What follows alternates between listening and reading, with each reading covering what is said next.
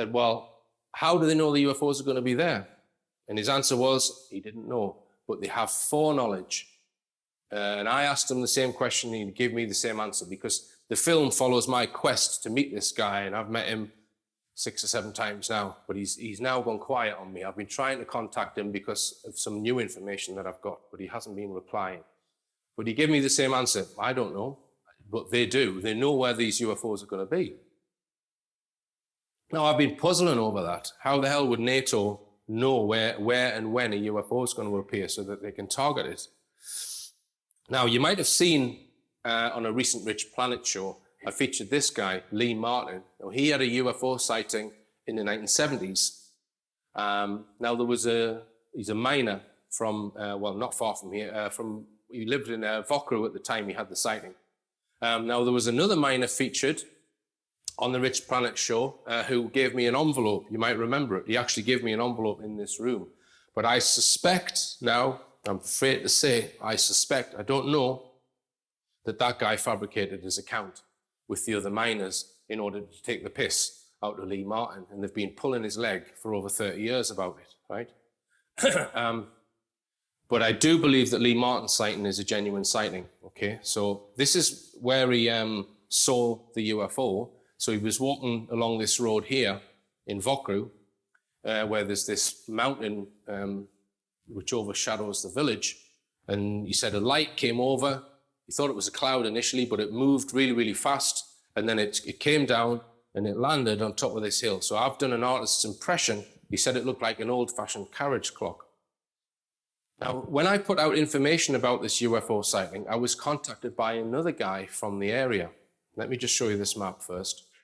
Lee Martin was walking down this road here in the early hours of the morning. He saw the thing land about there, okay? Now, I was contacted by a chap from this village here, Pontlotin, and he said, well, I've got video footage of a UFO from 2007, 10 years ago. Would you like to see it? So I went to see him. He's in the audience tonight, and he showed me the footage. So he notices this object hovering above his washing line in the western sky, and it sat there for over an hour, and it only moved slightly. I've checked all of the different angles that he was filming it from, and it's maybe moved a few degrees throughout the whole time it was there. Now, I have checked the astronomical charts. This was filmed on the 3rd of March, 2007. I've checked that Venus was not in that part of the sky, or any other bright objects were not there. So it's not a star or a planet. It's not a Chinese lantern because it was there for over an hour.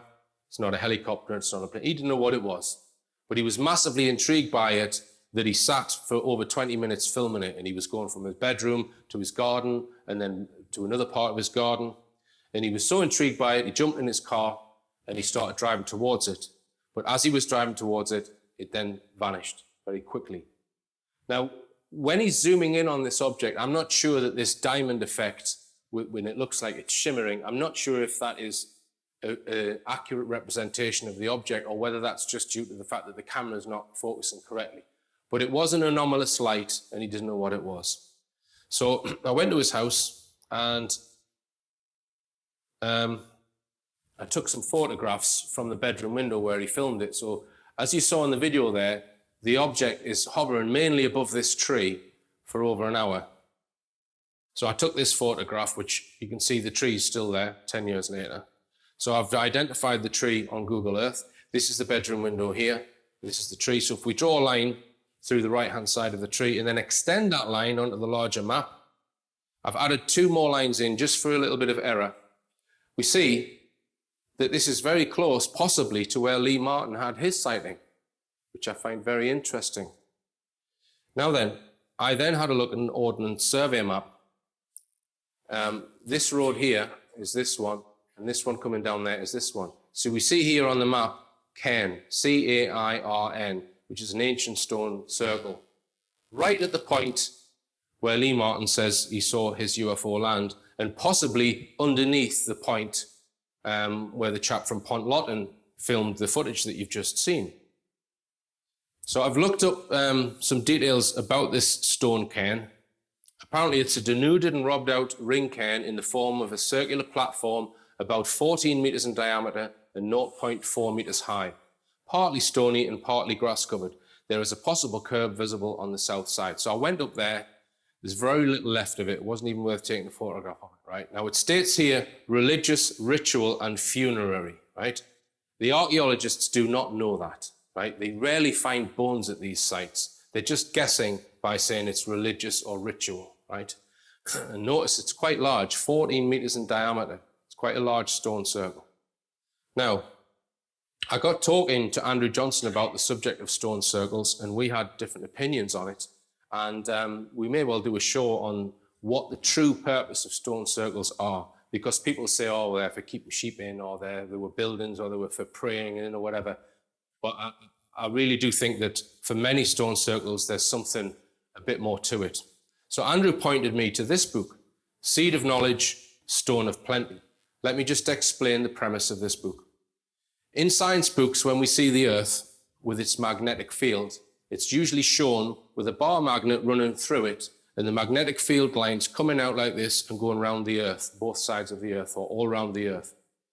Now that's not strictly true, because the side of the Earth which faces the sun has a different shaped magnetic field to the dark side.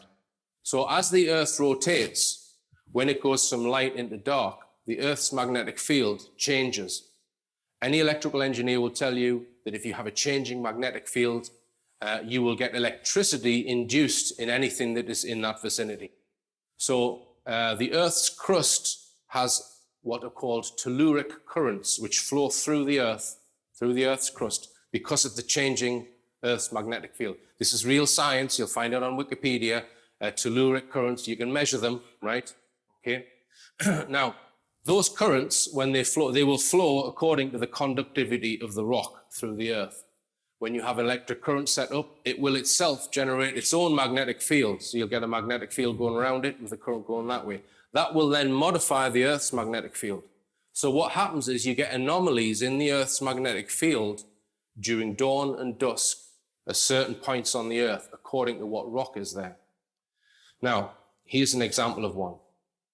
So this is in the US. So this magnetic anomaly here in the Earth's magnetic field will occur for a certain period at certain times of the day. So a geomagnetic contour map of a Native American rock chamber in Kent Cliffs, New York, showing a negative magnetic anomaly right at the open doorway typical of such structures. This anomaly will electrify parts of the air as it enters the chamber. So what these researchers have done, they have been to hundreds of sites of stone circles and chambers, right? And they have found at many of these sites, they find these magnetic anomalies. They've built their stone chambers on magnetic anomalies, right? Now, the reason that they build these stone chambers in these particular locations, according to the authors of this book, is that they would use them to make their seeds more fertile. So they would put the seeds in there, and as it says here, the anomaly will electrify parts of the air as it enters the chamber.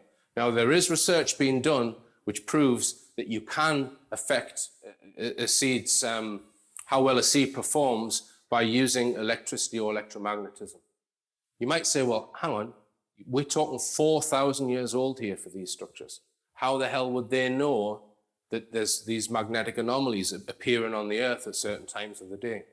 Well, the authors of this book claim that certain people are very electrosensitive. Some people are more sensitive to electromagnetism than others, and they would use these people to seek out these areas and build their stone chambers there in order to improve the yield of their seeds.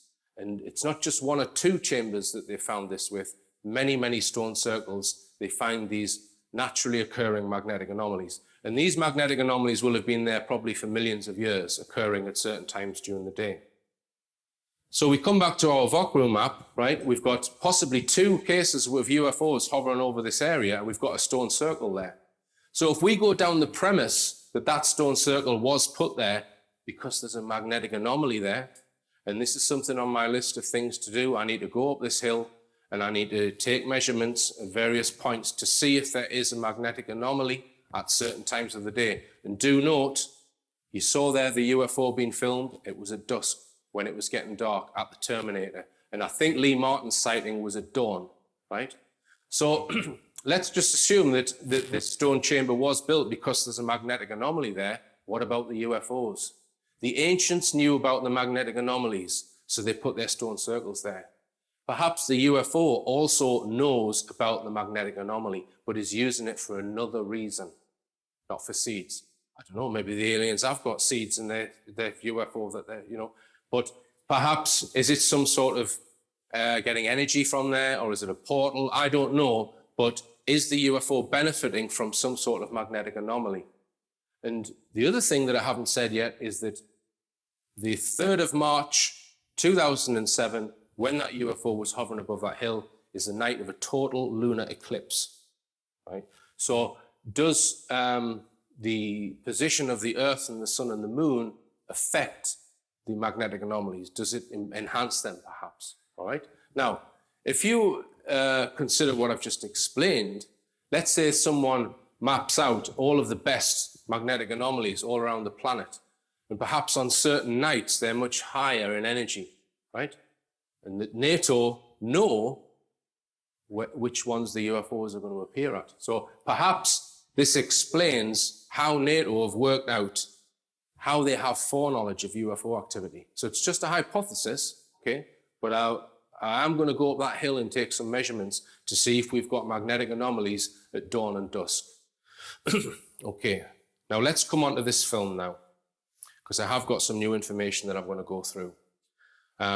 As I said, this guy worked in this special unit, and he told Derek Goff and myself about various different cases. This is a representation of 2 bodies that were found on the Brecon Beacons. So what's alleged to have happened is that a vehicle was parked in a lay-by in a place called Llambedda, not far from Crickhowell.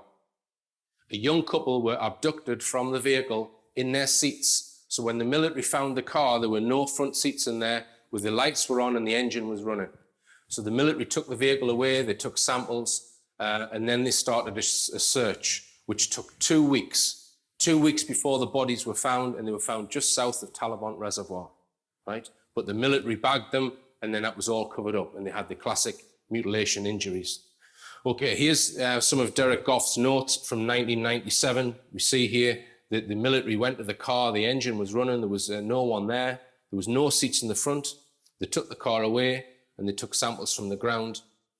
2 weeks later, 3 kilometers away from where the car was found, 2 bodies, blah, blah, blah. Now, I've since found out, by the way, this is news articles that I have correlated with this case, and this has allowed me to determine the probable date of when this happened.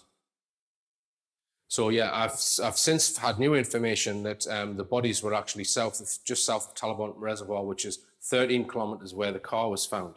Now, the reason why I'm explaining all this is because of the date. So the bodies were, the couple were abducted on the 20th of August, 1990, according to the military source. So 2 weeks after that is the 3rd of September. 3rd of September, 1990 is when these bodies were found up there on the Brecon Beacons. And there have allegedly been more than just this case on the Brecon Beacons. Now, in the film, the military guy explains that this military facility is used for UFO tracking and possibly for UFO targeting. So this is 5 miles northwest of Sennybridge. You can find it on Google Earth, right? You see here there are trees being built which prevent you from seeing in there. You can drive along this road. It is a military road, but the public are allowed along there, but you're not meant to stop your car. Now, there's a concreted area in this facility here, and there's 4 posts in the corner, which our military source claims as part of this weapon. He also says that there's a radar dish, I don't know where on the facility, that comes up from underneath the ground at night, and it rotates, a bit like an airport radar, and that finds where the UFO is, and that there's some weapon system, non-ballistic, that can actually target the UFO and cause it to come down to the ground. Incredible claims. So the research that I've been involved with over the last few months is to try and verify these claims about this military facility. So I've attempted to find out what its true purpose is. So this is the first article I've been able to find, which is an article from before this facility was built. This is in the western fringes of Munid Ebend, it's called. So this is Brecon Radno Express, Thursday, the 29th of November, 1990. So this is just 8 weeks after when the bodies were found. Secret plans to site huge radar masts on Ebend Hills. So this is talking about proposals to build that military facility that our source claims is a UFO-related facility. MP drops bombshell.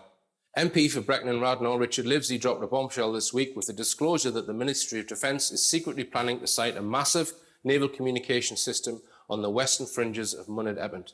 It was on Tuesday that the Welsh Liberal Democrat leader revealed that up to 4 skyscraper radar masts, some 1,500 feet above ground level, are to be built on the Sennybridge military ranges as part of an intelligence network for the Trident nuclear submarine fleet.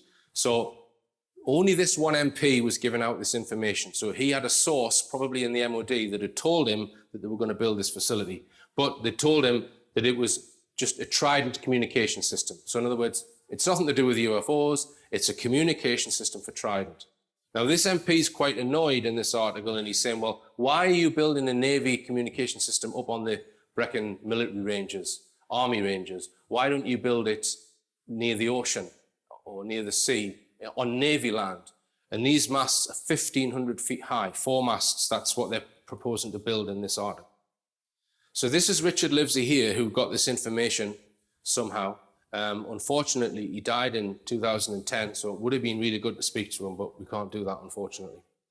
So, so we've got a news article appeared on the 20th of December 1990 titled "Authenticity of Radar Masts Plan Challenged." So there's other MPs who are criticising Richard Livesey, saying, no, he's talking rubbish.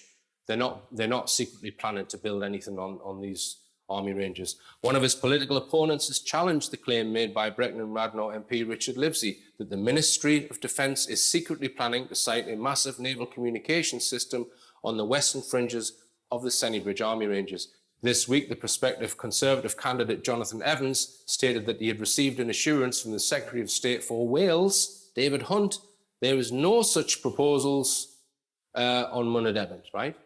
So the Secretary of State for Wales hasn't even been told, a member of the government. So this tells you that Richard Livesey had secret information, okay, not about building a UFO tracking facility, but about building some Trident communication system. So Richard Livesey then starts making a bit of a nuisance of himself. On the 10th of January 1991, Minister fails to allay fears over masts. So he starts asking questions in Parliament whether the MOD or the Secretary of State for Defence has changed his plans to site naval radar radio masts on Her Majesty's land on the Sennybridge Range in the Brecon and Radnor. So he's then given a reply.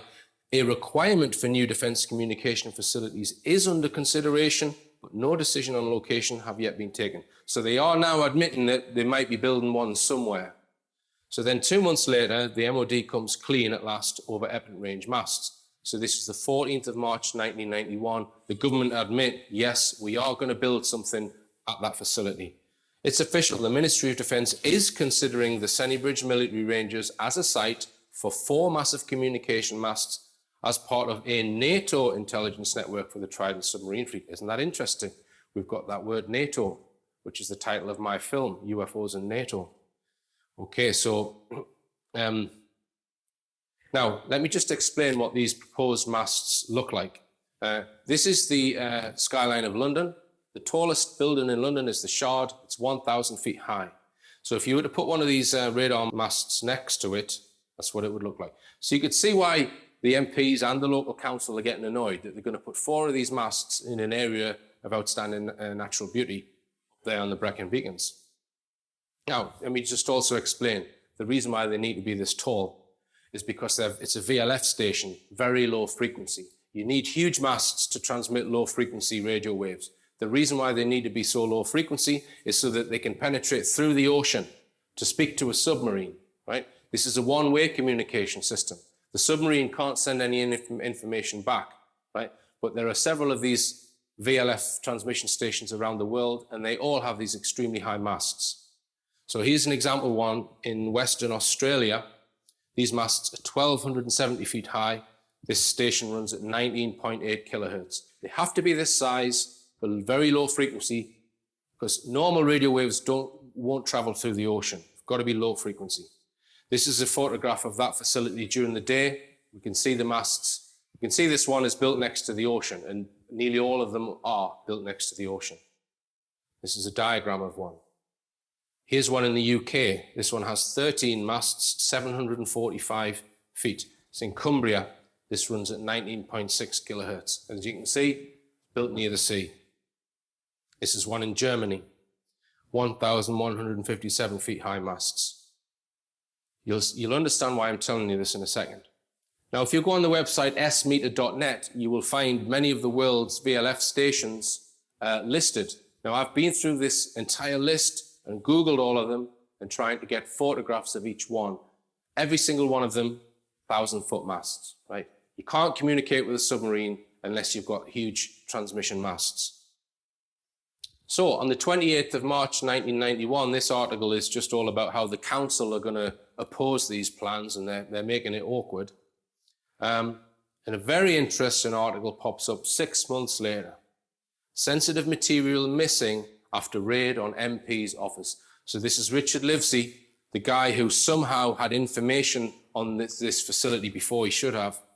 Questions were being raised this week whether a weekend burglary at the constituency offices in Brecon of Liberal Democrat MP Richard Livesey was politically motivated. Describing the break-in as sinister, Mr. Livesey revealed this week that £6,000 worth of computer equipment stolen in the raid contained sensitive material. He believed the intruders, who did a very professional job in gaining access to the premises, considered to be very secure, were carrying out a special mission. The thieves were not a bunch of amateurs, but knew what they were looking for, said Brecon and Radnor, Member of Parliament. So was someone, perhaps connected to the MOD, breaking into his office to find out how the hell, who is his source, where we have this leak from, and possibly, does he know more? Does he know more about the purpose of this facility? Okay, and here it is. So as I said, these 4 posts are on the corner of this concreted area. Now I'm just going to show you some Ordnance Survey maps which show that the posts or the masts were put up in the 1990s.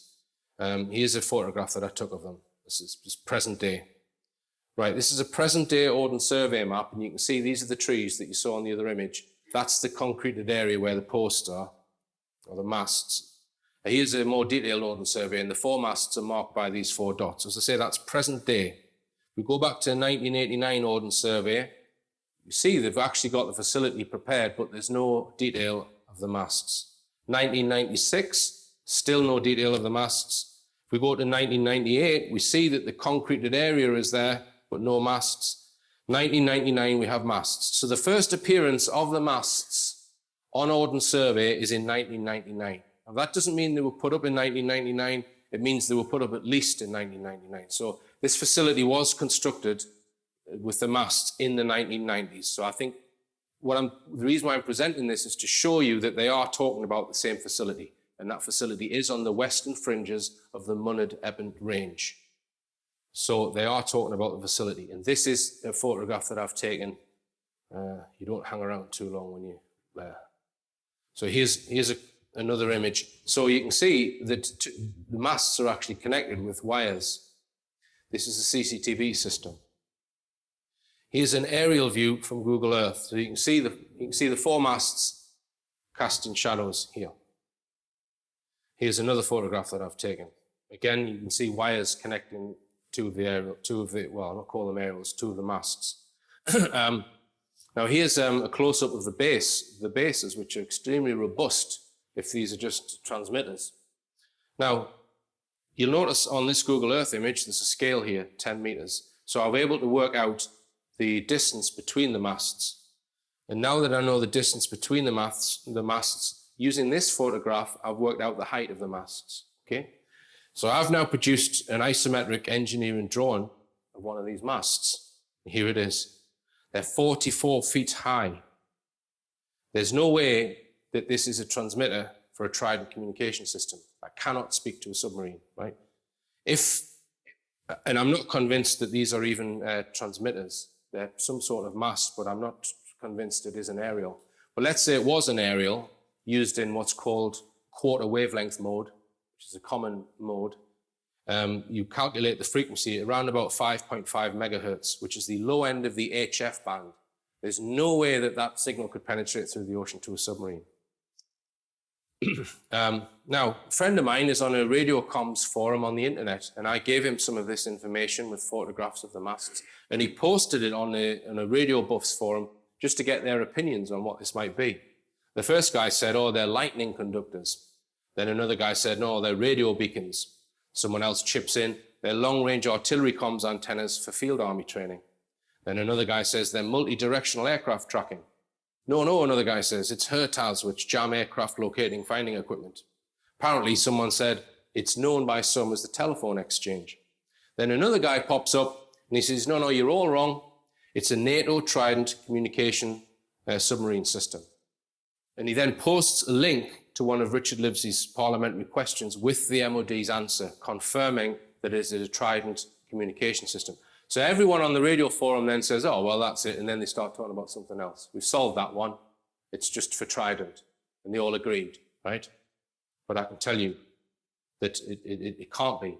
It can't be. In my opinion, the government have lied about what they're going to build. Now, just forget the whole subject of UFOs for a second. That in itself is worthy of note.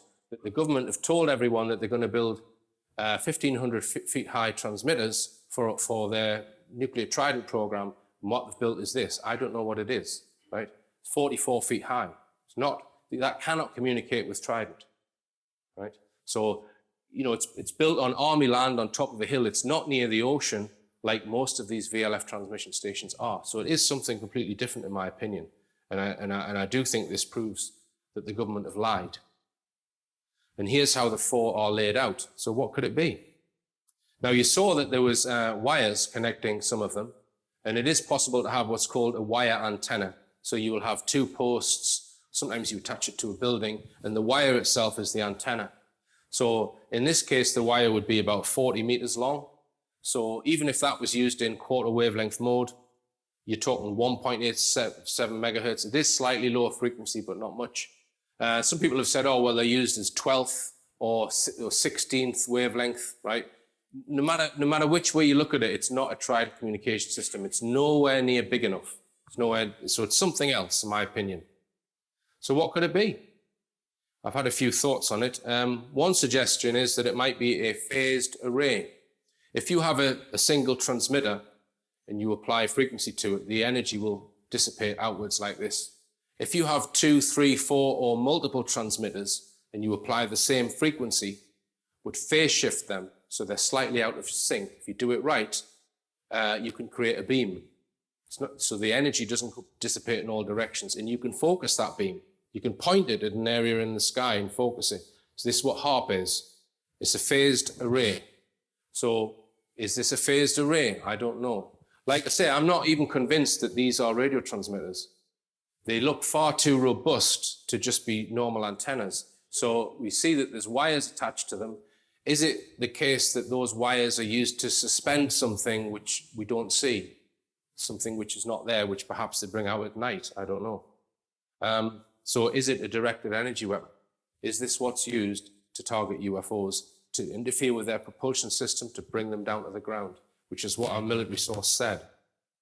Now, another theory is maybe they are what's called waveguides. So a waveguide is like a metal tube that you fire microwaves down. So if they were waveguides, then you're talking much higher frequencies, and you'd have some sort of magnetron maybe under the ground. I'm just hypothesizing here. I do not know what this facility is, but I'm putting out the information so the technical people can watch this and then tell me what this is. I'm not going to jump in with both feet and say, look, I told you this is what they're shooting UFOs down with, because I don't know that it is. But this is what our military source said, and it's not a Trident communication system.